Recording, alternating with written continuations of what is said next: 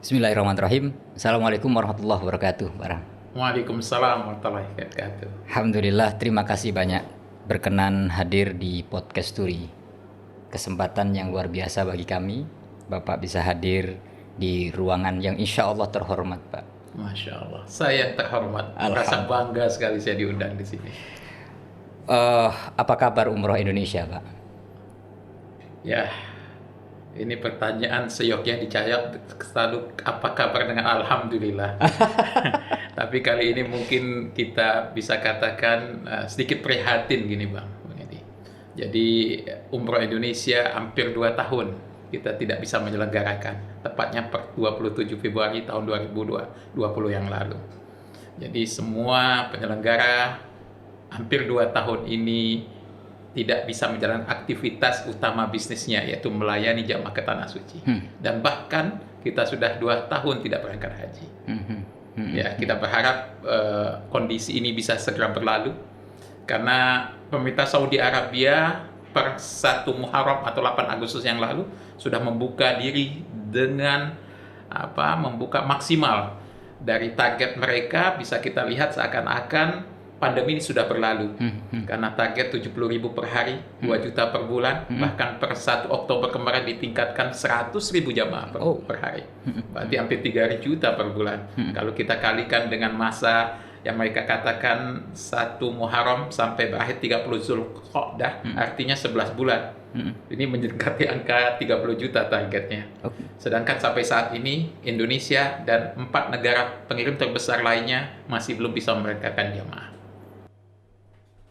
Wah, mohon maaf Pak Firman, ini ada good news, tapi nggak tahu pandangan Pak Firman nanti melihatnya. Pemerintah Arab Saudi kembali buka jalur umroh bagi jamaah Indonesia.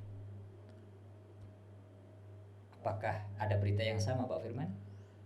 Ya, ini kayaknya kita ngobrol lagi waktu yang tepat nih. Alhamdulillah. Ada informasi menarik dan banyak sekali pertanyaan dari beberapa wartawan ke saya masuk. Tentu sebelum kita bisa respon. Baik. Ini kabar gembira ini kayaknya lagi tersebar, betul. Apa pandangan Pak Firman soal kabar baru terkait dengan berita umroh dibuka kembali yang diumumkan oleh Ibu Menlu? Iya, Bang Edi, kalau saya telaah dari kalimat narasinya, ini belum dibuka sesungguhnya. Namun tahap untuk finalisasi untuk diberi kesempatan kita berangkat. Baru tahap finalisasi? Betul, dari pembahasannya. Tapi bagaimanapun ini hal positif dan kita apresiasi. Dan paling tidak ini menggairahkan kita sebagai pelaku usaha. Harapan yang kita nanti-nantikan akhirnya datang, tidak lama lagi, apalagi kapasitas orang Menlu mengumumkannya di saat hari libur, hari Sabtu, tentu ini makanya kami sekali, kayaknya breaking news ini. Nah, tentu kami mengapresiasi bahwa seorang Ibu Menlu aktif melakukan diplomasi untuk memperjuangkan kepentingan umat masyarakat Indonesia yang sudah menahan rindu sangat besar untuk bisa kembali umroh. Karena kan negara lain sudah mulai bisa umroh nih dari tanggal 8 Agustus, kita hampir 2 bulan berarti ini menunggu. Dan lampu terang sudah datang. Semoga apa yang disampaikan Ibu Menlu hanya menunggu hal teknis akhir saja, mensinkronkan masalah-masalah teknis. Yang kami lihat adalah teknisnya mungkin masalah barcode ini. Kami merasa itu, karena sampai sekarang informasinya barcode vaksin kita belum bisa dibaca dengan baik di Saudi Arabia. Karena vaksinasi, Bang Edi, menjadi persyaratan utama. Walaupun kendala kita ada 2 dari vaksinasi, karena menjadi persyaratan utama untuk vaksinasi yang direkomendasikan oleh pemerintah Saudi dari 4 jenis. Ada AstraZeneca, Moderna, Pfizer, Johnson & Johnson. Sedangkan kita, termasuk saya nih, mengambil vaksinnya Sinovac. Tapi kita sudah mendapatkan informasi juga dari Pak Endang Jumali selaku konsul haji di Saudi. Sinovac sudah bisa diterima asal mendapatkan booster. Nah, ini kami di asosiasi. Ampuri khususnya membangun komunikasi, dan seluruh asosiasi saya juga yakin kita sama-sama membangun komunikasi aktif bersama Kementerian Kesehatan. Dan informasinya dalam rapat diskusi kita bersama mereka, Pak Dirjen Pelayanan Masyarakat menyampaikan selama itu menjadi ketentuan, insya Allah pemerintah akan menyediakan. Artinya keberpihakan itu tetap ada, dan kita apresiasi untuk itu. Luar biasa. Kalau kita simak kembali apa yang disampaikan oleh Ibu Menlu Pak Firman. Memang setelah dilakukan barangkali tadi yang disampaikan sisi-sisi teknis selesai atau di situ dalam bahasa pertukaran link atau apalah namanya ini kurang begitu paham saya. Apakah ini juga isyarat kepada kita semua jangan terlalu terburu-buru terkait dengan pelaksanaan umroh ini karena ada beberapa teknis yang harus diselesaikan. Saya yakin keterburuan itu tidak. Tapi semuanya merasa prihatin atas lamanya masyarakat menunggu kesempatan. Toh kita tahu bahwasanya umroh adalah harapan dari harapan dan solusi dari masa tunggu haji yang panjang. Nah, saya kira cukup arif jika kita selesaikan hal-hal teknis ini agar pada saat pelaksanaan di lapangan tidak ada jamaah yang terkendala. Misalnya sudah sampai di Jeddah, namun tidak bisa keluar melintasi imigrasi karena faktor-faktornya tidak dipakai, itu tidak kita hendaki. Kita harapkan juga ini bisa selesaikan lebih awal sehingga perjalanan bisa baik. Yang kedua, Bang Edi, kita perlu bicara juga tentang standarisasi PCR. Standarisasi PCR. Masihkah kita ingat di bulan November yang lalu ketika umroh uji coba Indonesia diberi kesempatan pertama untuk memberangkatkan jamaah, terjadi persepsi atau perbedaan hasil PCR. Di tanah air mereka kita PCR dengan hasil negatif, tiba di Saudi proses karantina 1 hari di PCR ulang hasilnya berbeda. Walaupun persentasenya nggak banyak, tapi itu kan menjadi ganjalan. Catatan. Nah, kita berharap dalam pembicaraan teknis ini bisa diselesaikan juga tentang standarisasi. Kami yakin mungkin faktor standarisasi alat atau apa yang itu sehingga membuahkan hasil yang berbeda. Akibatnya juga adalah ketika jamaah orang yang pulang dari Tanah Suci atau dari Saudi menuju Indonesia diketemukan juga hasil yang berbeda. Hasil dari sana negatif, dicek ulang di sini mengatakan positif. Kita berharap jika standarisasi itu kita betul-betul diselesaikan, apalagi kita apresiasi ini.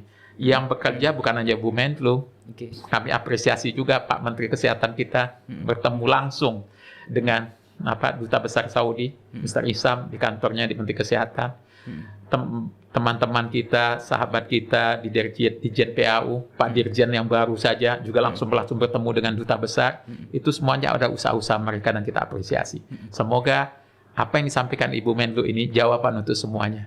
Jawaban dari sebuah harapan masyarakat Muslim harapan panjang ya. Iya betul, untuk kembali ke Tanah Suci. Kalau kita boleh berandai-andai Pak Firman, setelah diumumkannya bahwa Arab Saudi memperbolehkan masyarakat Indonesia atau jamaah Indonesia untuk umroh, kira-kira pandangan Pak Firman dalam waktu dekat kah atau barangkali masih beberapa bulan atau mungkin malah lebih lama dari itu? Kalau melihat sisi teknisnya. Iya, sisi teknis. Saya melihat bukan dari sisi teknisnya. Siapa yang menyampaikannya di masyarakat itu yang selevel Ibu Menlu di hari libur. Informasi ini terus menggairahkan sekali. Saya juga ketika buka ini saya nggak sabar untuk menyelesaikan mendengarnya ini. Dan saya yakin itu betul-betul sudah dekat. Dan saya yakin pemerintah bekerja sangat keras untuk memastikan kendala-kendala teknis itu bisa diselesaikan. Tapi Bang Edi, saya begini mengharapkan kita sebagai asosiasi Ampuri, Kesturi, dan asosiasi-asosiasi lainnya, mohon untuk segera diajak bersama menyelesaikan hal teknis tersebut. Bukan hanya di dalam negeri. Karena pelaksanaan umroh ini yang banyak di luar negerinya, Bang Edi. Iya, kita berharap ketika tataran pelaksanaan bicara menyelesaikan hal teknis ini nanti di Saudi Arabia, asosiasi diajak. Toh kita sebagai asosiasi mewakili penyelenggara yang tahu detail setiap tahapan pelaksanaan di lapangan. Nanti kita berharap detail-detail tersebut akan bisa kita bicarakan secara teknis sehingga pada saat tahapan pelaksanaan tidak ada lagi kendalanya. Misalnya kita membicarakan tentang apa sih hak jamaah, ya. Ketika dalam rombongan diketahui ada yang positif misalnya, tentu kita tidak mau pendekatan yang tidak standar kayak pada saat uji coba. Masih ingatkah Pak Edi? Pada pengangkatan awal ketika diketemukan positif semuanya dikarantina. Pada tahapan kedua keberangkatan berbeda treatmentnya. Ketiga juga berbeda. Toh itu berarti standarisasinya belum ada. Nah itu bicara teknis. Kita berharap kita diajak bicara, kita memberikan masukan yang positif sehingga nanti tata laksananya akan lebih confirm, standarisasinya jelas, hak kita, hak jamaah dapat kita perjuangkan. Toh bukankah kita ingat bahwa semua jamaah yang berangkat ke Tanah Suci ada coveran asuransi? Betul. Kita perlu tahu bagaimana proses untuk melakukan klaim, bagaimana perlindungan mereka, apa hak mereka, sehingga dalam pelaksanaan nanti semuanya nyaman. Okay. Tapi yang jelas bahwa apa yang disampaikan oleh Bu Menlu ada ada semacam garis tebal di situ. Yang pertama adalah optimisme yang kita bangun untuk bisa menjalankan ibadah umroh, lampunya sudah hijau. Betul. Satu. Yang kedua, bahwa bahkan jadi Bang, nanti kita harus pastikan kalimatnya jangan sampai tersebar seakan-akan sudah dibuka nih semenjak informasi itu. Kalau saya baca ini baru akan dibuka. Baru akan dibuka. Bahasa yang paling tepat apa kira-kira? Ya, dalam proses akhir itu tadi, dalam kondisi menunggu waktu. Bahkan pertanyaan Bang Edi dia juga, berapa lama, berapa cepat? Kalau saya ditanya berapa lama, tentu ketika Bu Menlu menyampaikan tidak lama. Tidak lama, insya Allah. Yang kedua adalah di situ yang perlu digarisbawahi adalah masih ada sisi teknis yang harus diselesaikan. Artinya mungkin yang dimaksudkan adalah ini travel umroh, penyelenggara umroh jangan terburu-buru untuk menjual paket. Tunggu sampai selesai sehingga kita ketahui komponen-komponennya. Apa mungkin ke sana juga larinya. Bisa diartikan. Sehingga masyarakat ini nggak mudah tergiur atau karena mereka sudah rindu banget nih ketika ada orang sekian langsung bayar ternyata masih lama. Iya, itu menjadi tugas kita Bang Edi selaku asosiasi, membangun komunikasi aktif dengan semua anggota kita selaku penyelenggara, memberikan arahan kepada mereka, memberikan informasi tentang standarisasi yang harus mereka penuhi.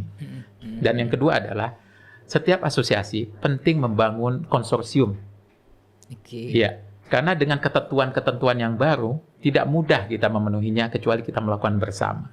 Konsorsium dimaksud di awal waktu? Di awal waktu nanti, paket ini betul-betul asosiasi yang berperan untuk menentukan paketnya sehingga standar pelayanan bisa kita penuhi. Jangan sampai nanti sifatnya berjalan sendiri-sendiri, problemnya juga masing-masing. Tapi kalau kita lakukan itu bersama di awal dengan bersama, ini menjadi langkah penyatuan yang sangat positif. Kita tahu batasan haknya, kewajiban dan sebagainya. Dan jamaah terlindungi dengan pasti. Itu yang paling penting. Mengevaluasinya juga mudah. Dan jika ada hal-hal yang perlu diselesaikan, komunikasinya akan lebih mudah. Jadi tidak masing-masing dengan jumlah yang banyak, tapi cukup asosiasi.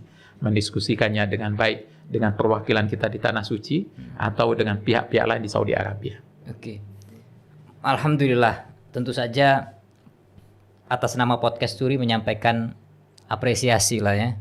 Kepada Ibu Menlu, kepada Kemenak, kepada Kemenkes, terus siapa lagi Pak?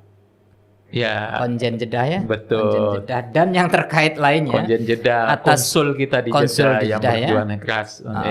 Atas dibukanya umroh ini oleh Arab Saudi, alhamdulillah, dan selamat juga untuk para travel di Indonesia yang 1000 sekian ratus itu. Semoga dibukanya umroh ke depan kita semakin baik, semakin yang intinya Bang Edi, bahkan kami mengucapkan selamat bagi jamaah-jamaah yang sabar. Itu ya. Ini yang kita prihatin dengan mereka. Makanya kita inginkan ketika ini benar dibuka, mari kita prioritaskan jamaah yang tertunda dulu untuk mendapatkan haknya. Walaupun nanti perlu menjadi catatan ya, kita perlu melakukan diskusi-diskusi aktif dengan kementerian terkait. Di antaranya adalah kegiatan-kegiatan yang menimbul biaya kayak karantina ini. Betul. Ini Bang Edi, umroh ini, Bang Edi tahu percis lah, monitoringnya ketat sekali. Sebelum keberangkatan, dari pengalaman kita masa uji coba, ada monitoring yang sangat ketat tentang ada karantina. Sebelum keberangkatan, PCR dilakukan, ya kan? Sampai di Saudi dengan aplikasi Tamarna, Tawakalna, kegiatan jadwalnya terjadwal semuanya. Kegiatan tidak bisa sendiri-sendiri, harus di bawah bimbingan petugas yang telah ditentukan. Pulang pun membawa PCR negatif. Nah, kita berharap tidak harus ada solusi buat mereka, pengecualian. Ketika mereka pulang ke tanah air nanti, kita bangun diskusi dengan kementerian atau BNPB kali ya Pak untuk kewajiban karantina. Betul. Itu perlu kita diskusikan. Karena kita sangat berhati-hati sekali. Jangan sampai kesabaran mereka menunggu dan keinginan semangat untuk berangkat ke tanah suci akhirnya tidak tersampaikan karena memang banyak protokol khususnya karantina menjadi beban secara pembiayaan. Toh kalau saya sudah monitoring yang sudah sangat ketat seyogyanya, mereka tetap karantina tapi di rumah masing-masing yang tidak menimbulkan biaya tambahan. Kita cari alternatif lain gitu Pak Firman. Iya. Dan kita juga berbangga hati sebelumnya dan alhamdulillah kondisi pandemi Indonesia jauh lebih baik sekarang, sebelumnya juga baik.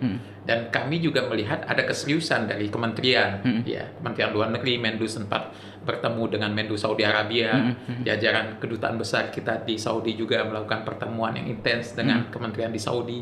Begitu juga jajaran Kemenak di Indonesia di tanah air bersama Dubes. Namun tidak cukup kayaknya Bang Edi. Perlu, karena ini begini.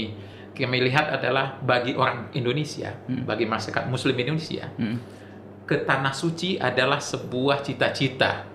Jadi tanda kesuksesan sebagai seorang Muslim, kalau dulu pergi haji. Dan semua orang memasang cita-cita itu. Namun kan haji nggak bisa sekarang ini, kapan saja kita berangkat. Kalau kita buat rata-rata, di atas 20 tahun baru bisa. Makanya umroh menjadi alternatif.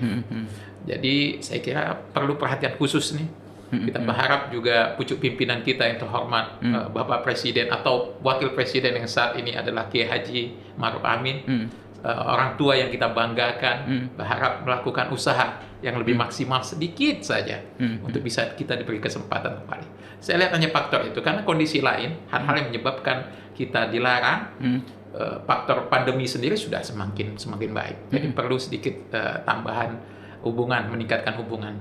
Dan Bang Edi tahu sekali bahwa sistem di Saudi Arabia ini kerajaan, hubungan personal yang sangat erat dengan baik juga bisa menyelesaikan segala masalah.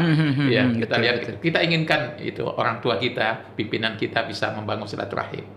Kalau sepertinya Bang, kalau dilihat dari berbagai media yang ada, lembaga atau yang berwenang terkait dengan hal ini, kita lihat mereka berupaya sedemikian rupa, mungkin lobby, mungkin juga barangkali melalui jalur komunikasi intens kekeluargaan, barangkali mereka sudah lakukan itu. Tetapi apakah ada faktor itu tadi? Saya lihat faktor lainnya adalah mungkin perlu silaturahim pucuk pimpinan dengan pucuk pimpinan. Perlu silaturahim, perlu ketemu. Bukankah masih ingat Raja Salman pernah berkunjung ke Indonesia? Iya, berapa hari kita menginap di Indonesia, cepat lama di Bali ya, tambah extend waktu itu. Saya kira mesti ada kunjungan balik lah ke sana. Perlu ngopi bareng. Lagi, silaturahim lagi. Dan ini akan membuka sebuah cerita baru, kesempatan baru, karena kita mendambakan sekali. Apalagi saat ini, Bang Edi, kondisi di Saudi Arabia berbeda dengan kondisi pada waktu bulan November ketika uji coba pada saat itu. Sekarang ini dengan adanya vaksinasi, persyaratan vaksinasi menjadi sebuah keniscayaan dan kita diminta untuk vaksin dengan 4 jenis yang direkomendasikan. Namun bagi kita yang sudah menggunakan vaksin jenis lain, Sinovac contohnya atau Sinovac ada solusinya, yaitu untuk booster. Atau bahkan ada ketentuan berapa hari ini. Kalau memang tidak bisa vaksin dikarenakan memang mungkin karena faktor penyakit bawaan dan sebagainya, kan ada yang begitu. Tetap Saudi memberi solusi karantina dulu. Nah, bagi yang sudah vaksin dan vaksin booster, mereka bahkan open saja, tidak ada karantina. Sampai di Saudi landing sebagaimana umroh biasa, bisa langsung menuju Mekah atau langsung menuju Madinah. Hanya saja yang berbeda adalah proses umrohnya selama program kegiatan di sana hanya 1 kali. Hanya 1 kali? Iya, kemudian di Madinah juga hanya 1 kali. Itu saja karena keterbatasan tempat ya, karena sekarang ini kan perlu jarak dan sebagainya. Sedangkan hal lain sudah menjadi normal gitu. Untuk sholat 5 waktu bisa segala macam. Artinya bahwasanya keterbukaan itu sudah pelonggaran itu sudah ada di Saudi. Nah, kalau seandainya pelonggaran yang ada, seyogyanya kita juga bisa ya dikasih kesempatan. Kita berharap itu saja. Jadi kalau faktor lain kita kaji agak sulit gitu, agak kurang tepat. Jadi mungkin lebih serius lagi, bisa hadir langsung pimpinan kita ke sana, atau mencontohkan Pak Kiai Haji Ma'ruf Amin sebagai wapres, ulama kita yang kita hormati, umrah pertama dari Indonesia, selanjutnya insya Allah masyarakat bisa umrah setelah beliau. Masya Allah. Lalu Pak Firman, apa yang dilakukan oleh para penyelenggara yang kalau nggak salah konon jumlahnya lebih dari 1.400-an penyelenggara. 2 tahun ini ngapain? Bagaimana dengan perusahaan mereka? Betul. Ini menjadi tantangan kita di asosiasi semuanya. sebagai bagian daripada apa namanya nahkoda ya teman-teman sektor usaha haji dan umroh. Sungguh sangat berat tentunya. Apalagi bisa kita rasakan bahwasanya haji dan umroh khususnya ini bukan sektor usaha, ini ekosistem saya katakan. Kenapa ekosistem? Karena ini membawa bahkan jutaan saya bisa katakan yang berkontribusi di sini. Karena setiap perjalanan itu dimulai dari hal-hal kecil, dari support perlengkapan, ID card, seragam, baju batik, kain ihram, banyak itu semua, dan itu semua tersebar. Yang kedua dari penggalangan jamaah. Yang menggalangan jamaah itu bukan travel, itu adalah para ulama, para ustadz, para pimpinan pesantren, ya, yang mencoba untuk membersamai jamaahnya berangkat, kemudian bersama PPU yang ada berangkat, karyawan yang ada. Ini banyak sekali, ini ekosistem. Nah, makanya uniknya sebetulnya haji dan umroh ini sebuah kebanggaan bagi kita umat muslim. Undang-Undang nomor 8 tahun 2019 menyatakan ini adalah khususkan untuk WNI dan muslim. Jadi kita berpihak betul kepada umat, dan kita tahu bahwa muslim adalah mayoritas penduduk negara ini. Jadi ketika kita bicara dari sektor bisnis, ini ekosistem yang besar, banyak sekali ketergantungan umat di dalamnya. Nah, ketika pandemi ini tentu berefek kepada mereka yang tidak berjalan semua ekosistem bisnis tadi itu. Artinya bukan hanya sebuah perusahaan travel saja yang terkena. Bukan hanya travel saja yang kenal, kalau bahasa sering orang menyebutkan travel umroh, sebutnya bukan travel umroh, penyelenggara perjalanan ibadah umroh. Jadi sebuah ekosistem. Jadi penyelenggara termasuk di dalamnya adalah yang menangani soal koper, flyer, mungkin bahkan mungkin apa namanya catering dan sebagainya. Betul, besar sekali ininya. Nah, kondisi ini membuat semuanya berhenti. Kami sebagai asosiasi berpikir ulang keras sekali untuk bagaimana semuanya tidak berhenti, semuanya bisa bergerak.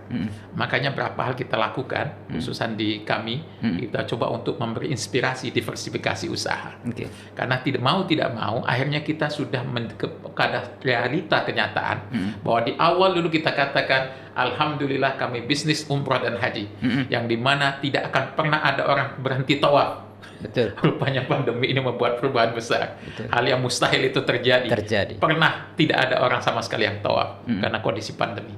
Nah, akhirnya kita tidak bisa meletakkan semua hal dalam satu keranjang. Perlu keranjang-keranjang berbeda. Sehingga jika terulang kejadian seperti ini, tetap kita bisa tumbuh dan bertahan. Tapi yang menarik Bang Idi begini. Karena sebuah ekosistem dan ini umat dan masyarakat besar, akhirnya penyelenggara ini kreativitasnya banyak sekali. Jadi timbul ide-ide baru dari usaha. Karena memang selama ini ikatan emosi antara pemilik perusahaan dengan karyawannya, dengan jaringannya, bukan hanya masalah hubungan pekerjaan saja, tapi ada ikatan emosi yang kuat. Karena selama ini kan mereka sukses, artinya punya pendapatan dari kegiatan misalnya. Makanya kami belum mendapatkan keluhan dari karyawan-karyawan biro perjalanan ini yang dipecat sepihak atau tidak diberi haknya. Tapi mereka diberikan kesempatan untuk melakukan hal yang lain bersama-sama. Ada mitigasi bisnisnya. Iya, betul. Kami bisa mengatakan tidak mitigasi, tapi kami beri ide diversifikasi. Sehingga timbullah kafe-kafe muslim, ya kan? Timbullah jenis usaha yang lain. Sampai kalau kami membuka kerjasama yang sifatnya bisa diikuti oleh anggota. Contohnya menjadi dealer motor, menjual alat-alat kecantikan, banyak hal yang lain kita bisa lakukan bersama. Itu dilakukan oleh asosiasi. Betul. Sebagai bentuk kepedulian terhadap anggotanya, maksudnya begitu. Iya, betul. Tapi yang lain yang lebih menarik sebetulnya dengan ini kita mengambil satu keuntungan. Kami yakin sekali penyelenggara haji dan umroh ada sebagian yang tidak hanya main bisnisnya satu ini haji dan umroh. Mereka punya jenis usaha yang lain. Nah, ini kesempatan dari anggota untuk anggota. Bagaimana dalam kondisi ini anggota yang sudah melakukan ada jenis usaha lain, peternakan kah, perkebunan kah, hal yang lain kah, trading kah, segala macam, mencoba mengajak anggota yang lain untuk bisa menjadi cabang, bisa menjadi franchise dan lain sebagainya. Akhirnya sama-sama tumbuh. Empatinya dibangun melalui pandemi. Iya, Kadang-kadang pandemi ini ada minus dan plusnya. Yang dulu barangkali kita selalu berpatokan bahwa bisnis itu kan harus fokus, Iya. ya kan, nggak boleh 1, 2, 3 fokus. Tapi ternyata pandemi mengajarkan nggak begitu. Betul. Harus punya 2, 3, Iya. gitu kan, sebagai ya cara kita untuk bertahan. Betul. Nah, Pak Firman, rata-rata teman-teman travel dengan kondisi umroh yang tidak jalan, haji pun juga 2 tahun tidak berjalan, tentu secara pendapatan turun. Tidak semua mereka kemudian bisa cerdas untuk mengambil langkah bisnis yang lain. Apa peran dari asosiasi yang dilakukan untuk mereka secara real? Begitu, apakah kemudian, karena pemilik travel ya mungkin tanda kutip bisa jadi rata-rata adalah para ustadz gitu, yang barangkali ya bisnis yang cocok ya umroh haji gitu. Iya. Belum tentu bisnis dealer bisa berjalan di tangan mereka. Betul. Apa yang dilakukan? Ya, kita tidak bisa memberikan langsung karena sifat organisasi kita bukan nirlaba ya. Kita juga tidak punya cukup modal untuk bisa hanya memberikan sinyal-sinyal alternatif usaha dan sebagainya. Namun sebagai organisasi kami coba membangun komunikasi kepada pemerintah. Nah, ini yang lagi kami coba. Termasuk ini kita sayangkan terus Mas Bang Edi. Hampir 2 tahun belum ada stimulus langsung yang diberikan pada sektor usaha ini. Tadi kita bicara soal Indonesia belum dikasih peluang oleh Arab Saudi. Pertanyaannya kenapa? Kemudian stimulus belum turun, belum cair, kenapa? Kemudian sekarang muncul lagi biometrik mandiri via smartphone, kenapa? Iya. Ini banyak sekali pertanyaan kenapa di dunia umroh dan haji. Betul. Intinya semuanya adalah tantangan. Nah, intinya adalah perhatian pemerintah terhadap ekosistem haji dan umrah. Oke, pemerintah. Iya. Oke, karena pemerintah. kita tidak akan mampu melawan pemerintah Saudi Arabia dengan sistem visi 2030 kecuali kita hadir bersama pemerintah. Government to government. Government to government. Perlu sekali untuk melakukan itu. Apa yang ditawarkan oleh perusahaan ataupun barangkali asosiasi terkait dengan visi 2020 yang barangkali tadi tanda kutip kenapa jadinya seperti apa nanti PPIU atau penyelenggara ibadah umroh itu? Pertama, kita kembali kepada undang-undang semua. Kita menghargai sebuah undang-undang yang telah disepakati. Itu menyatakan bahwa penyelenggara ibadah umroh hanya dilaksanakan oleh PPIU dan pemerintah. Itu kunci. Dan itu kata yang tidak ambigu, itu kata clear yang bisa kita pahami dan harus kita sama-sama jalani. Jadi apapun. Tapi sorry Pak, tapi kan kalau secara langsung via smartphone kan bagaimana pemerintah bisa mendeteksi itu? Iya, itulah makanya saya katakan perlu G2G. Bisa aja pengecualian untuk kepentingan nasional kita. Kan semua hal bisa dilakukan. Artinya bahwa ketika negara hadir untuk kepentingan negaranya, untuk kepentingan masyarakatnya, kepentingan umat Muslim pada saatnya, karena orang Indonesia berbeda dengan negara yang lain, dengan lokasi yang ribuan pulau, perbedaan pendidikan, kemudian pengalaman di luar negeri, bahasa segala macam kan perlu hadir untuk memastikan bahwa kita saling memudahkan. Artinya tadi Bang Edi begini, Pak Firman, Pak Firman ingin mengatakan bahwa banyak sekali alasan Indonesia untuk mengatakan bahwa biometrik mandiri via smartphone di Indonesia belum bisa dilakukan. Saya tidak bukan bisa dilakukan, tapi ada fungsi lembaga-lembaga yang sudah diakui, contohnya PPU, peran-peran itu jangan hilang. Itu bisa dinegosiasikan. Tetap menggunakan peran-peran proses-proses yang bisa diatur. Ada fungsi kontrol di sana. Itu yang kita inginkan. Jangan sampai nanti yang saya kalimat saya tadi, kita hanya menjadi penonton dari sebuah proses ekosistem yang secara ekonomi tidak menguntungkan negara. Atau PPU jadi marketing. Kalau marketing masih bagus, tapi jadi broker saja itu yang jadi masalah. Kalau marketing masih ada kantor, kalau broker nggak perlu kantor nanti. Dan itu sangat memungkinkan jika itu betul-betul di Indonesia diterapkan dan Indonesia welcome dengan. Bang Edi, yang saya takutkan bukan hanya umroh, bisa sampai haji nanti. Jadi bisa peran pemerintah di haji bisa, kalau kita tidak mengantisipasi bisa. Contoh sekarang, pada masa pandemi ini pelaksanaan haji dengan jumlah terbatas, penyelenggaranya siapa sih? Pemerintah, Kementerian Haji langsung. Orang beli paket langsung Kementerian Haji Saudi. Betul. Lalu jamaah kita yang sudah ngantri bagaimana? itu juga akan menjadi masalah kuota yang sudah mengantri, kemudian kontrol atas biaya perjalanan. Betul. Bang Edi, yang perlu kita pahamin, penyelenggara perjalanan ibadah umroh itu membuat perjalanan ini menjadi kontrol harganya dan tidak mahal. Oh. Ketika tidak ada, kita hadir, orang akan direct. Bisa saja harganya akan mahal sekali. Buktinya, kalau kita menuju suatu tempat tanpa memerlukan IO dengan travel segala macam, apakah kita beli lebih murah? Tidak kan? Apakah pelayanan kita bisa standarnya? Tidak mudah. Tapi selama ini dengan berapa tahun, 20 tahun dalam penyelenggaraan PPU, memang ada hal-hal yang tidak keinginan terjadi ya, memang kegagalan pemberangkatan segala macam, tapi kan itu bisa diselesaikan. Tapi secara umum masyarakat diuntungkan. Kepastian pelayanan, kepastian administrasi, kemudian keamanan mereka, hak mereka segala macam. Tapi kalau direct, siapa yang akan mengontrol itu? Ke siapa diminta pertanggungjawabannya? Apalagi soal bahasa berbeda. Iya. Belum lagi, mohon maaf, sampai di sana dengan kondisi alam yang berbeda, bahasa berbeda, ya. Kemudian intinya, mohon maaf, yang namanya perjalanan ibadah umroh atau haji yang dipimpin oleh penyelenggara, insya Allah 100% dilayani. Sampai aus pun kita siapkan minum. Betul.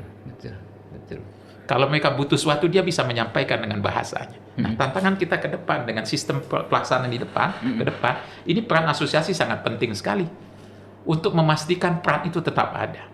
Karena dalam saat ini tanpa ada dukungan dari negara itu berat nanti. Karena kita bisnis to G akan sulit sekali. Sekarang ini kalau sekarang kita biarkan tanpa ada intervensi dari negara, kita hanya beli full paket loh ke mereka, Bang Edi. Via aplikasi? Via aplikasi semuanya. Pembayaran mereka yang bayar. Kita transfer, mereka belikan, mereka layan 100%. Tiba di bandara, mereka sambut dengan mutawib dari mereka, pembimbing ibadah dari mereka, segala macam. Nah, makanya asosiasi saat ini, kami khususnya, Jampuri, berusaha semaksimal mungkin punya peran dalam pelayanan. Apa yang kami lakukan, kami mencoba untuk menjadikan partner dari mereka. Karena itu yang terbaik untuk saat ini. Di samping kami mendorong pemerintah lebih hadir. Makanya kami beberapa hal kami inisiasikan sekarang saat ini selalu. Kita tidak cukup dengan staf teknis haji di Saudi. Tantangan kita berat. Harus ada atase di sana, level seorang diplomat yang mewakili kita untuk menjaga jamaah selama di sana. Nomenklaturnya juga tidak hanya haji, sudah masuk umroh. Karena haji cuma 230.000 setahun, sedangkan haji umroh 1,2 juta. Jadi lebih banyak. Masanya juga haji sekitar 2 bulan, 3 bulan. Umroh 11 bulan dalam setahun. Itu kalau kita bicara umroh, bicara haji. Kalau tidak salah, dalam berita pun dimuat bahwa Saudi membuka wisata seluas-luasnya. Dan mereka yang berwisata diberikan kesempatan untuk melaksanakan ibadah umroh. Betul. Walaupun Indonesia belum mendapatkan visa wisata. Iya, kita belum mendapatkan turis visa. Oh, belum? Belum, kita tetap diberi umroh. Tapi yang menarik adalah visa umroh boleh menjalankan wisata. Nah, itu bagi kita adalah tantangan sebagai penyelenggara. Apalagi sekarang kan perjalanan orang sudah masuk levelnya berbeda. Di awal, orang fokus ke Tanah Suci, pengen hanya masjid. Bahkan kadang-kadang kalaupun kata hotel nggak perlu bagi kami maunya itikaf di masjid segala macam gitu kan. Tapi kita bagaimana tetap memberikan pelayanan yang baik ke mereka. Nah, ini juga menjadi tantangan menarik karena sekarang perubahan suasana, harus ada inovasi dari sebuah perjalanan. Wisata itu menjadi kesempatan juga bagi kita penyelenggara ini untuk sekalian tidak hanya mengirimkan jamaah ke sana. Artinya begini Bang Edi, dengan kondisi perubahan sekarang, orang sudah cenderung untuk datang ke suatu tempat tidak hanya mengunjungi main targetnya, tapi juga ada wisata kuliner, wisata edukasi, sejarah lain sebagainya. Nah, ini ke depan ini menjadi kesempatan kita juga. Sama-sama, tidak ada masalah. Artinya selama target ibadahnya tercapai, pelaksanaannya bisa terkawalkan, wajibnya selesai, rukunnya selesai, apalagi sunnahnya bisa maksimal. Setelah itu bisa menjalankan wisata ke tempat yang kita cintai, di mana Rasulullah mengadakan perjalanan, bisa kan? Atau tempat-tempat lain yang menarik di Saudi. Saudi itu negara yang tujuan wisatanya banyak sekali alternatifnya. Kalau bagi Pak Firman, apakah ada alasan bagi pemerintah atau mungkin juga lembaga lain untuk memperbolehkan program Saudi yang biometrik mandiri tadi via smartphone itu landing di Indonesia? Apakah ada alasan? Kira-kira kalau kita coba cerna begitu. yang mereka lakukan dengan biometrik mandiri adalah untuk kemudahan. Bukankah pernah kita lihat dalam berapa tahun, yang 2 tahun yang lalu khususnya, ada video bahwa tiba di Saudi langsung jalan saja, langsung pas saja. Kenapa? Karena proses imigrasinya sudah selesai. Mungkin ini yang dimaksud. Artinya itu kemudahan. Bukan visanya. Bukan visanya, prosesnya. Karena biometrik ya. Visanya tetap melalui prosedur masing-masing. Itu yang kita pahami. Berharap begitu. Tapi kalau seandainya bisa lebih dari itu, tidak menjadi tantangan. Tentunya kita sebagai negara bisa menegosiasikan kepada Saudi untuk Indonesia dikecualikan pada batasan-batasan tertentu. Sampai saat ini solusi yang ada adalah mau nggak mau harus kembali kepada Undang-Undang Nomor 8 tadi. 8 tahun 2019. Semua jamaah umroh harus melalui PPU. Iya. Nggak bisa ditawar lagi. Itu yang tercantum dalam undang-undang kita, kecuali kita amandemen undang-undang itu. Dan itu kan punya kepentingan banyak untuk kepentingan pertahanan nasional kita, kepastian pelayanan jamaah, lain sebagainya. Dan ini pasti bisa, jumlahnya sangat besar. Kita juga, mohon maaf, dengan dilayan PPU aja problemnya banyak. Kedutaan kita beban pekerjaan untuk menyelesaikan problemnya banyak. Apalagi kalau tidak ada berdiri masing-masing sendiri-sendiri. Ya. Kalau kita lihat, ini kan ternyata masih membutuhkan perjuangan, nggak tahu apakah panjang atau pendek, yang jelas tantangan itu sudah di depan mata kita. Betul. Pak Firman. Dengan hadirnya, munculnya banyaknya asosiasi di Indonesia, mungkinkah goal yang kita inginkan kembali kepada Undang-Undang Nomor 8 itu bisa kita raih bersama dengan, kalau tidak salah ada 8 asosiasi. Iya, Bang Edi. Pandangan. Ini sebuah hal yang menarik sebetulnya, Bang Edi menyinggung tentang asosiasi. Karena sebelum pandemi ini, ketika kita melayani sampai 1 juta, 1,2 juta sebagai data yang mengatakan jamaah Indonesia, waktu itu baru ancam 4 asosiasi. Per musim? Per musim. Kita 4. Dengan bisnis ini ditutup, rupanya tumbuh asosiasinya sekarang banyak. Ini fenomenal. Fenomena yang menarik juga. Tapi bagaimanapun, insya Allah kami berhusnuzon semuanya. Semakin banyak asosiasi ini membuat kita semakin kuat untuk memperjuangkan keberadaan kita sebagai PPU dan PAK yang didukung oleh undang-undang. Kita berpikir bagaimana kita menyelamatkan sektor usaha ini, ekosistem usaha ini, agar umat tetap terlindungi, umat tetap terbimbing, umat mendapatkan hak sesuai apa yang mereka bayar. Itu yang penting. Yang kedua adalah kita memastikan sesama asosiasi saling bahu-membahu, membangun komunikasi, memikirkan solusi-solusi cerdas. Bagaimana peran kita tetap bisa bertahan di hadap tantangan visi 2030 di Saudi. Keberadaan kita tetap ada. Karena keberadaan semua penyelenggara di bawah semua asosiasi adalah untuk memastikan umat Islam Indonesia atau para jamaah yang berangkat ke Tanah Suci dapat beribadah secara maksimal. Artinya makin pedekah dengan 8 asosiasi kita akan selalu goal apa yang kita mau? Seyogyanya kita berpikir sama-sama untuk kelangsungan kita. Jadi tidak berpikir untuk eksistensi masing-masing asosiasi, tapi kebersamaan. Saya merasa dari satu sisi adalah semakin berkembang jumlahnya, berarti pikirannya akan semakin banyak inovasi baru. Semoga kita saling mendukung. Amin. Tentu itu yang kita harapkan. Iya, tidak saling untuk menjatuhkan, tapi kita saling bersama-sama mengeluarkan ide-ide terbaik kita untuk saling keberhasilan kita bersama. Apa hal yang real yang barangkali dalam waktu dekat ini dilakukan secara bersama oleh 8 asosiasi ini untuk melakukan sesuatu, Pak Firman? Pertama adalah memperjuangkan agar seluruh penyelenggara yang mendapatkan haknya, bagian daripada sektor usaha yang selama ini tentu akan menjadi berbagi bagi bangsa ini melalui pajak-pajaknya ya. Ini kan semua perusahaan pajak-pajak. Yang kedua adalah saya katakan ekosistem. Banyak umat yang tergantung di sini. Kita sama-sama agar sama-sama usaha ini bisa mendapatkan dukungan dari pemerintah dalam bentuk hibah atau stimulus atau pinjaman lunak dan sebagainya. Bang, ini gini yang ingin sampaikan. Kita ini hampir 2 tahun loh tidak berusaha. Betul. Iya kan? Ada puluhan ribu jamaah yang sudah terdaftar dan membayar. Betul. Ada 17.000 jamaah haji yang 2 tahun tidak berangkat. Betul. Dana-dana mereka sudah terkumpul dan sudah ada di penyelenggara dan sebagian di BPK untuk haji. Umroh ada di penyelenggara. Sedangkan penyelenggara sudah membayarkan biaya tersebut kepada pihak ketiga, airline sebagai deposit, hotel-hotel sebagai deposit, transportasi dan sebagainya. Dan ini semuanya sangat tergantung dan mereka tidak bisa mengembalikan cash. Kita berharap ketika umroh dibuka, nanti bisa dilakukan usaha lagi. Tapi menjadi tantangan nantinya loh. Tantangannya apa? Ketika umroh ini dibuka kembali, apakah airline yang dimana kita membayar deposit itu bisa langsung aktif? Apakah hotel di mana kita sudah membayar deposit itu bisa langsung aktif? Karena sekarang, karena jamaah Indonesia tidak ada ke Saudi Arabia, mayoritas hotel bintang 5 dan bintang 4 yang biasa kita pakai itu tidak operate. Karena mereka kosong, nggak ada tamunya dari 5 negara pengirim, di antaranya Indonesia. Artinya, ketika umroh dibuka, itu menjadi tantangan sendiri sebagai penyelenggara. Karena jamaah yang sudah membayar, wajib kita berangkatkan. Sedangkan dana kita masih di pihak ketiga, belum tentu bisa kita gunakan. Nah, kita berharap pemerintah hadir itu memberi pinjaman lunak dan sebagainya sehingga kita bisa memberangkatkannya lebih cepat lagi.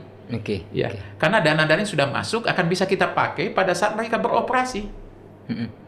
Kan kita kasihankan ada jamaah tersebut. Yang kedua, tentu saya bicara tadi masalah ekosistem. Perlu perhatian yang lebih. Kita bukan hanya bicara bahwa hanya penyelenggara saja, tapi ada jumlah besar gunung es yang besar di belakang ini yang perlu perhatian setelah itu. Makanya kita harapkan pertama menjadi uji coba. Ada 8 asosiasi saat ini. Sejauhnya kita bersatu bersama-sama, kita mendukung, berbicara kepada pemerintah untuk memastikan bahwa sektor usaha ini juga mendapatkan haknya sebagaimana sektor usaha lain yang telah mendapatkan stimulus dari pemerintah. Ini kalau kita bicara haji, masih tersisa pertanyaan kenapa yang barangkali hingga saat ini belum terjawab secara sistematik logik gitu kan. Kalau tidak salah PPEU itu juga pemegang izin untuk BPW. Apakah dengan belum dibukanya umroh, asosiasi juga bisa memberikan ancang-ancang terhadap wisata domestik? Atau mungkin yang sudah dibuka wisata mancanegara menggunakan legalitas pariwisatanya? Ya, secara umum bisa dilakukan. Tapi kan tantangan pandemi ini membuatkan buka tutup dan sebagainya. Bahkan beberapa regulasi tidak berpihak kepada sektor usaha pariwisata. Jadi Bang Edi tahu, kemarin walaupun setelah itu dibatalkan, ada pembatasan inbound. Ya, jumlah pesawat. Ya, yang 90 itu kan logikanya kita semuanya komplain bersama. Karena jumlah terbatas 90 itu kalau seandainya pesawat yang kita kan menggunakan pesawat besar rata-rata. Karena target wisata kita di atas 6 jam sampai 10 jam bahkan lebih perjalanannya. Artinya pesawat-pesawat besar semuanya yang minimalnya 330. Kalau hanya 90 artinya hanya kurang dari 25% dari kapasitas. Tentu mengakibatkan harga akan tinggi. Yang kedua, kebijakan tentang karantina yang perlu kita. Walaupun kami bisa mengatakan bahwasanya apa yang dilakukan pemerintah dengan kebijakan karantina untuk menjaga tidak lebih tersebarnya, untuk menjaga status COVID kita jauh lebih aman dari tersebarnya jenis-jenis baru dari luar negeri. Tapi seyogyanya kita berkata, selalu dari persepsi saya, semua pendekatan pandemi, antisipasi pandemi itu adalah common di seluruh dunia menjadi sama. Contoh menggunakan masker. Menggunakan masker di awal kita tidak menggunakan, orang menggunakan, akhirnya kita menggunakan. Sekarang di dunia lain menggunakan vaksin sebagainya. Kita juga menggunakan, mereka juga menggunakan. Ketika vaksinasi sudah selesai dijalankan, mereka percaya dengan vaksinasi. Mereka mulai membuka diri mereka. Saya contoh tadi itu adalah Saudi Arabia, ya buka. Bahkan kalau kita mau jauh contoh negara Turki, per bulan Maret tahun 2020 dia sudah membuka normal. Negaranya dia buka untuk kedatangan turis dari seluruh dunia dengan ketentuan-ketentuan tentunya ya. Kita seyogyanya juga mesti memastikan itu juga terjadi. Jangan sampai kita terlambat melakukan antisipasi, melakukan tindakan yang tepat sehingga merugikan kita. Kesempatan itu juga merugikan kita. Makanya yang selanjutnya kami ingin usulkan juga perlu dikaji banget dengan kebijakan karantina pulang dari luar negeri. Karena negara lain sudah tidak memperlakukan itu, perlu kita kaji kenapa mereka bisa tidak mewajibkan karantina. Apa antisipasinya sebagai garansi kecuali karantina itu tadi. Itu bisa kita contoh dan bisa kita tiru. Artinya kita jangan terlambat. Ketika negara lain mendapatkan devisa akibat kedatangan turis, Kan Pak Edi mengatakan kita sebenarnya bisa, tapi kan banyak kendala yang karantina. Mari kita bicarakan lagi. Tentu dengan ketat sekali, tentu menegakkan peraturan yang ketat ya, PCR yang pasti, pengecekan bahwa vaksin telah dilakukan secara komplit dengan benar, tidak ada ada buktinya dan bisa di tracing segala macam. Tentunya kita harus bisa juga sebagaimana yang lainnya membuka diri untuk bisa kedatangan. Bahwa kami yakin dengan sektor pariwisata dalam negeri, luar negeri akan menumbuhkan ekonomi masyarakat kita. Itu kalau pandangan pebisnis. Diperbolehkannya masuk pariwisata dibuka. Pak pemerintah pandangannya adalah penyelamatan terhadap penyebaran itu. Saya katakan tadi kita hendaknya belajar dari orang lain. Kenapa negara lain bisa? Itu saja. Itu menjadi alasan. Kenapa mereka bisa membuka diri, sedangkan kita tidak bisa?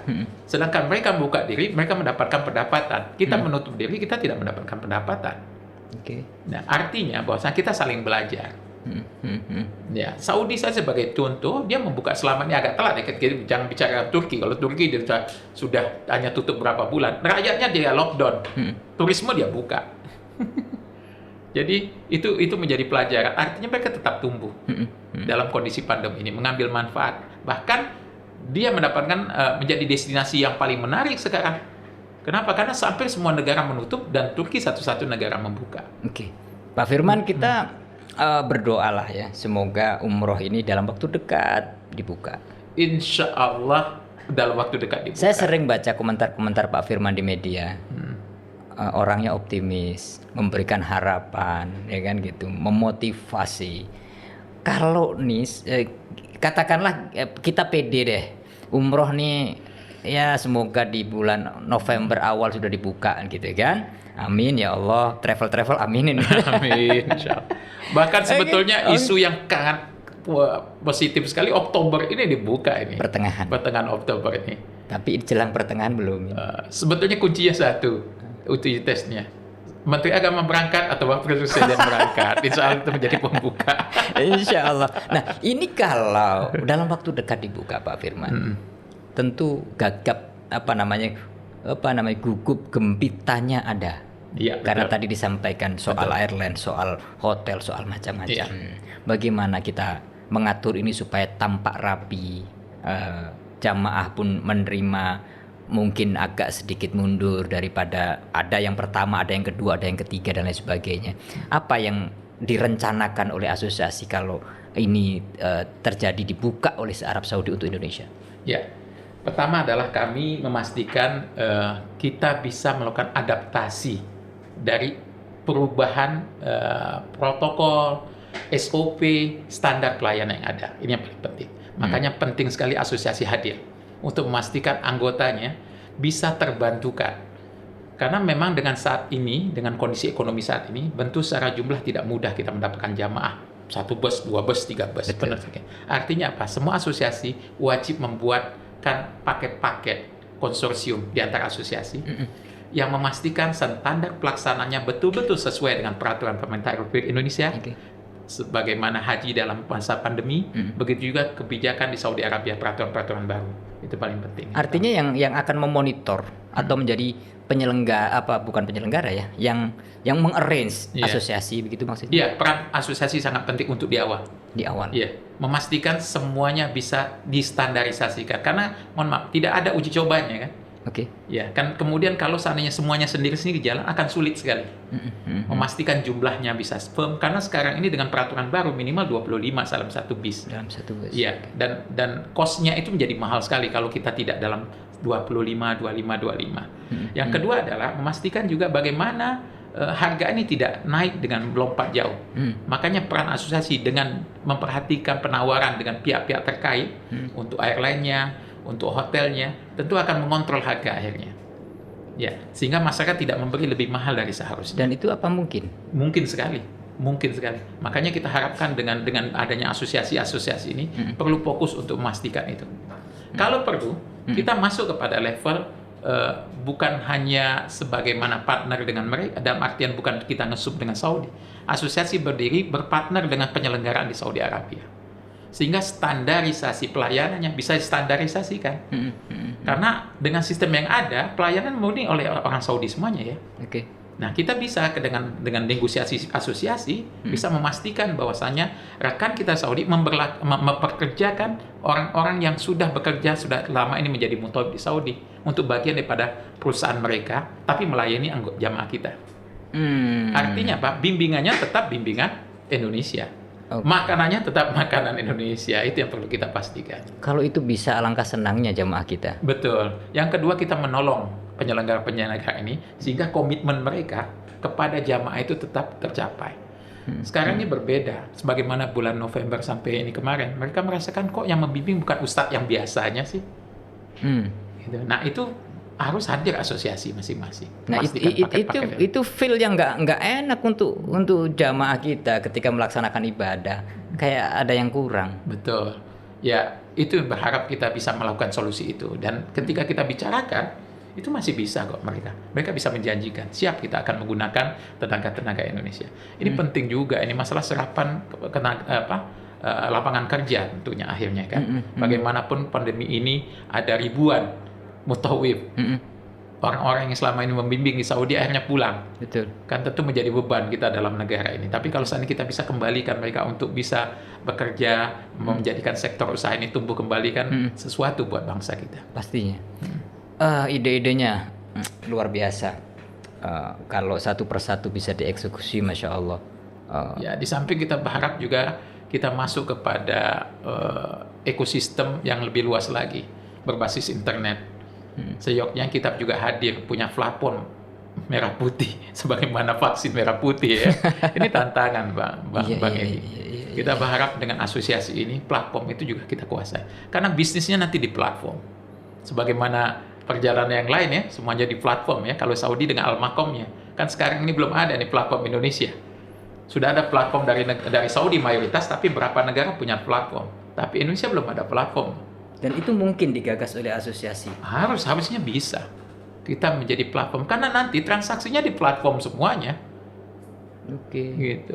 Bahkan kami terus terang mendorong, kalau berharap sekarang ada bank syariah yang buku 4 ya, menjadi setelah menjadi bank terbesar ya, bank syariah hadir. Harusnya itu menjadi target juga. Bagaimana dia buka cabang di Saudi Arabia, sehingga uangnya nggak kemana-mana kalau bisa. Ini kalau seandainya kita nggak ngambil peran dari sektor keuangan, dari sektor platform dan sebagainya, kita hanya jadi bukan pelaku, hanya sekedar untuk menjadi kolektor dan mengirimkan jamaah. Tapi kalau seandainya kita berperan di sana, ini menjadi positif buat kita. Ekosistem yang luar biasa. Betul. Semua lini bisa menumbuhkan ekonomi positif. Betul. Tergantung bagaimana kita mengkreasikan itu. Betul. Dan angkanya besar loh. Kalau kita bikin rata-rata saja 25 juta, ya kan? Dikali dengan 1,2 hampir 30 T. Bahkan saya yakin angkanya sebenarnya sampai 50 T karena variasi paket kan macam-macam. Bukan angka murah semuanya kan? Iya.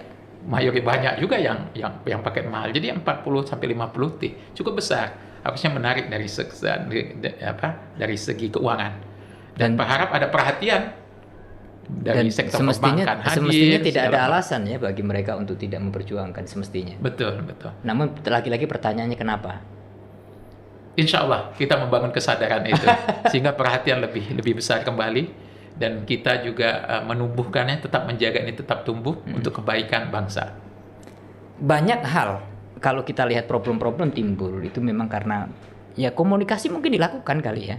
Mungkin di antar asosiasi kepada kementerian terkait atau mungkin kepada lembaga lain gitu kan. Faktor saya nggak tahu harus bilang apa faktor. Lagi-lagi kita mencoba mengulik gitu. Faktor apa sih kira-kira yang mengganjal?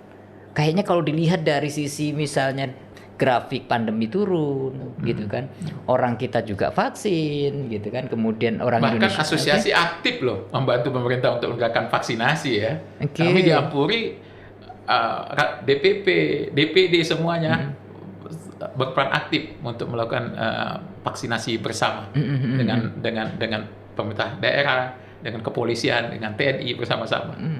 Artinya ya semakin menambah alasan untuk tetap dengan kuat kita perjuangkan. Betul.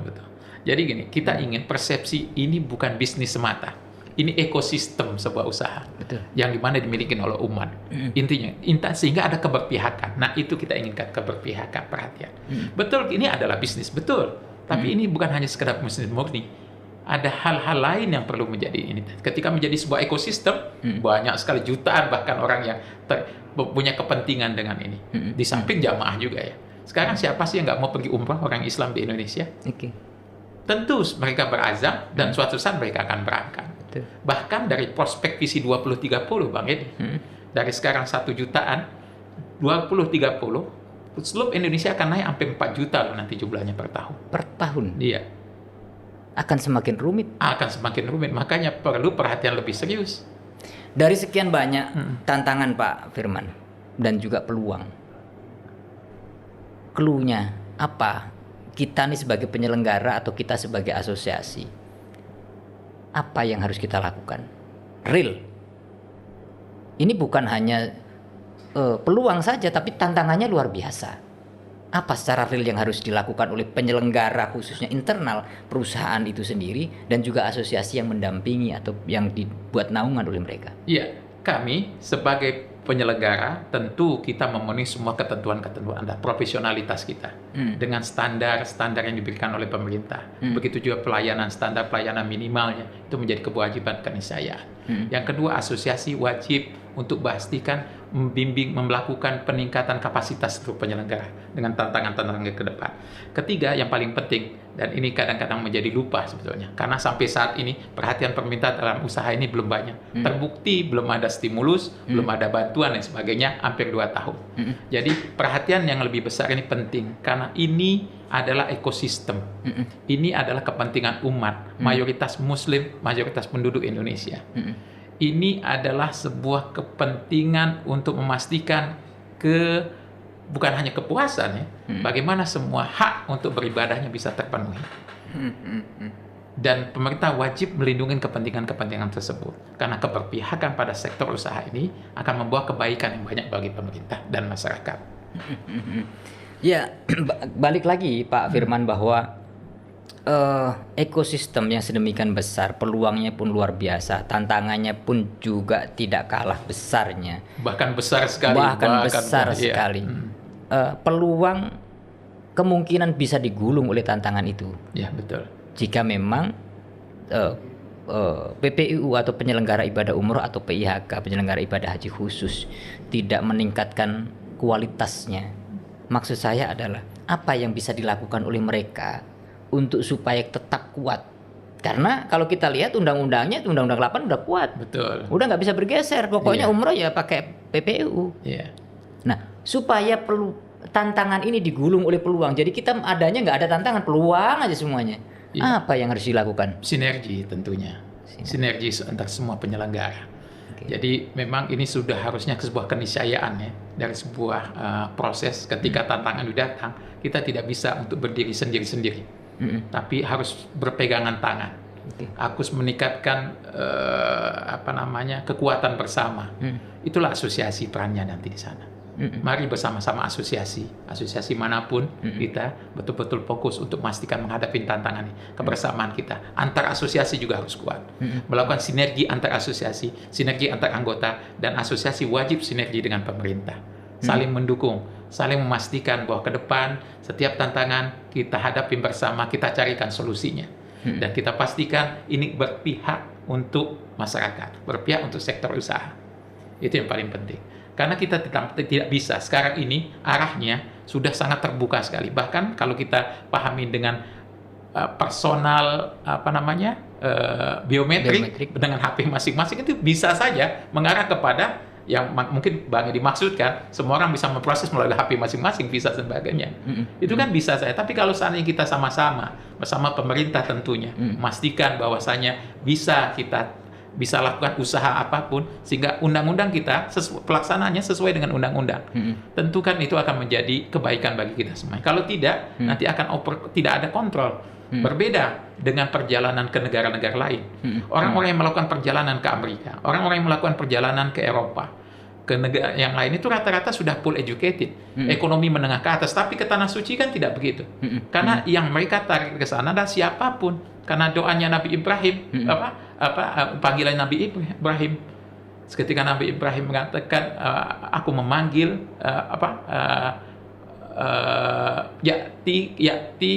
datang min kulli fajjin amin, datang dari semua pelosok negeri dalam kondisi pakaian yang kotor dan kondisi tubuh yang lemah. Artinya bahwa bukan hanya orang kaya yang datang, bukan hanya pendidikan yang tinggi yang datang, dan ini perlu pendampingan pemerintah loh. Pemerintah mesti melindungi mereka. Ya, mungkin orang yang cukup pendidikannya, ekonominya kuat, mungkin mereka bisa survive, bisa sendiri. Tapi yang tidak, bagaimana perlindungannya? Makanya tetap kami berharap kita sama-sama dengan pemerintah, pastikan undang-undang ini betul-betul kita jaga, kita jalankan, dan bisa kita negosiasikan dengan pemerintah Saudi Arabia. Masya Allah, aduh menarik sekali kita ngobrol atau dialog pada kesempatan kali ini, Pak Firman. Sebagai closing statement, ini kalau saya terusin panjang sekali kita ngobrol. Luar biasa gagasannya, Masya Allah, brilian. Dan ini bukan provokatif, tetapi ini justru memotivasi kita semua untuk bersinergi. Ya, semuanya memerankan sesuai dengan peran masing-masing. Tapi yang jelas Bang Edi, kita harus berhusnuzon kepada Allah Subhanahu Wa Taala. Maksudnya gimana nih? Bahwasanya dari semua kesulitan yang kita hadapi, tentu ada hikmah di baliknya. Kita berharap apapun setelah ini semuanya kembali lebih baik kembali. Amin. Ya, Amin. Kondisi kita lebih baik, kita sehat semuanya, beribadah mudah dan lancar. Itu yang paling kita inginkan. Insya Allah. Sebagai Ketua Umum Asosiasi Ampuri, apa yang ingin disampaikan kepada umat, kepada calon jamaah, kepada para penyelenggara yang mungkin dalam kondisi seperti ini perlu motivasi, perlu semangat. Ayo sebentar lagi pintu Ka'bah terbuka untuk Indonesia. Apa yang bisa disampaikan? Ya, pertama itu tadi, husnuzon kita pada Allah Subhanahu Wa Taala, dan kita yakin apapun yang diambil, yang kebijakan apapun yang diambil adalah untuk kebaikan kita bersama. Memang kita berharapkan sesuatu, tapi sesuatu itu jika belum, tentu itu dari takdir Allah Subhanahu Wa Taala. Kita sebagai umat Islam yang beriman kepada Allah Subhanahu Wa Taala selalu yakin apa yang terjadi pada kita ada yang terbaik bagi kita semuanya. Namun sebagai penyelenggara yang diberi amanah dana-dana jamaah, pastikan dana tersebut tetap kita jaga. Pastikan kita bisa menjalankannya ketika kesempatan dibuka, dan kita memberikan pelayanan yang terbaik. Kepada teman-teman asosiasi lainnya, mari kita sama-sama saling berpegangan tangan menghadapi tantangan yang tidak kecil ke depan, dan kita pastikan seluruh penyelenggara dapat kembali menyelenggarakan perjalanan ini dengan sebaik-baik mungkin sesuai dengan ketentuan. Jadi semua kewajiban itu harus kita lakukan, dan kita perlu meningkatkan kapasitas kita bersama. Mari kita lakukan pelatihan-pelatihan baik secara mekanisme atau manajerial yang baik dalam pelaksanaannya, kemudian amanah dalam menjalankan titipan dari jamaah semuanya. Kemudian kita sama-sama beribadah kepada Allah Subhanahu Wa Taala. Insya Allah rahmat Allah akan datang, kemudian akan datang, dan usaha ini kembali menormal kembali. Amin, amin. Terima kasih Pak Firman. Apresiasi kami Podcast Turi yang setinggi-tingginya kepada Pak Firman selaku Ketua Umum Ampuri. Semoga Pak Firman selalu sehat, Allah karuniai kebahagiaan, keberkahan, lancar usahanya. Umroh kembali dalam waktu dekat insya Allah dibuka. Amin. Terima kasih Pak Firman. Assalamualaikum warahmatullahi wabarakatuh. Waalaikumsalam warahmatullahi wabarakatuh. Terima kasih banyak kembali.